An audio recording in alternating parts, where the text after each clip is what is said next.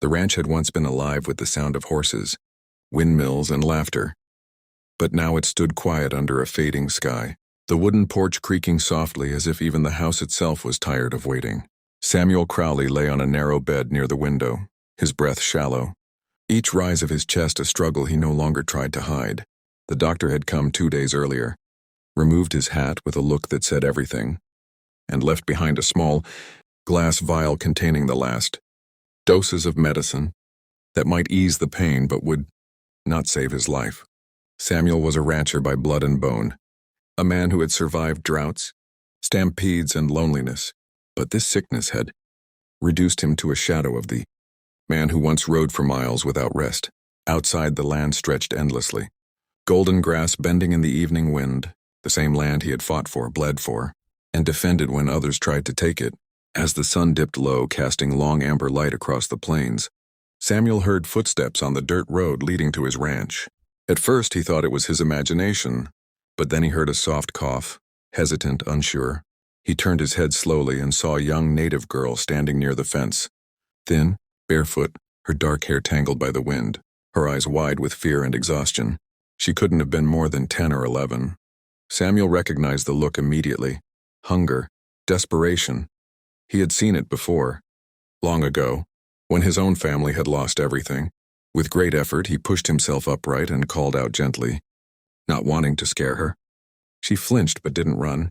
Instead, she stepped closer, her eyes drawn to the house as if it were the last shelter left in the world.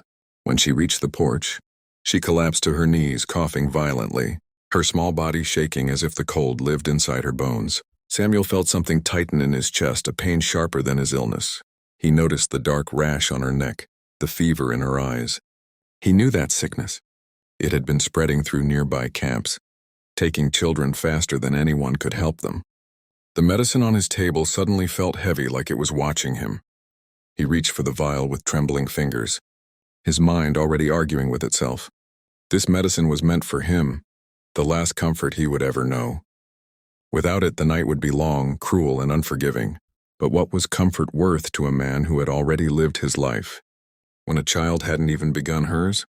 The girl looked up at him then, tears streaking her dusty face, and whispered something in her language, a prayer maybe, or a plea. Samuel didn't understand the words, but he understood the meaning. He motioned her inside slowly, carefully, as if every movement might be his last. He poured water into a chipped cup, mixed the medicine, and knelt beside her. For a moment his hands hesitated. He thought of the ranch, the land, the legacy that would end with him. He thought of the long nights ahead without relief. Then he thought of his mother, who had once given away their last loaf of bread to a stranger and said, "Some things matter more than living." Long. Samuel pressed the cup to the girl's lips and told her to drink. She hesitated, then obeyed, swallowing slowly, her shaking easing just a little. As the medicine worked, her breathing softened. Her eyes fluttered closed, and she fell asleep right there on the floor, wrapped in an old blanket Samuel pulled from the foot of his bed. The pain came for him soon after, fierce and relentless, clawing through his body like fire. Sweat soaked his sheets. His vision blurred. He bit down on his sleeve to keep from crying out. All night long the wind howled outside, and the stars watched silently as Samuel endured what he knew might be his final night on earth. At some point before dawn, he slipped into a restless sleep, half dreaming, half praying that the girl would live, that the sacrifice would mean something. When morning light finally crept through the window, soft and pale, Samuel expected to wake alone, weaker than ever, perhaps not wake at all. Instead, he felt something strange.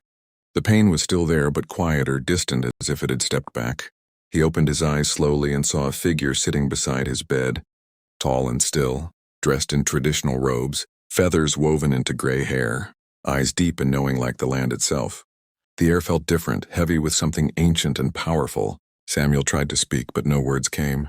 The man leaned forward, placing a hand over Samuel's chest, and in a calm, steady voice said, "You gave when you had nothing left. Now the spirits have noticed." Fear and awe mixed in, Samuel's fading strength as he realized the truth. The girl was not just any child, and this visitor was not just any man. This was a shaman, a healer spoken of in whispers, one who rarely appeared unless the balance of life itself had been disturbed. Outside, the wind fell silent as if the world was holding its breath. And right here, at the edge of death and miracle, Samuel's story was far from over. If this act of kindness, born from a dying man's last strength, has touched your heart, remember to subscribe to the channel, because stories like this remind us that even in our weakest moments, one choice can change everything. And what happens next will leave you speechless.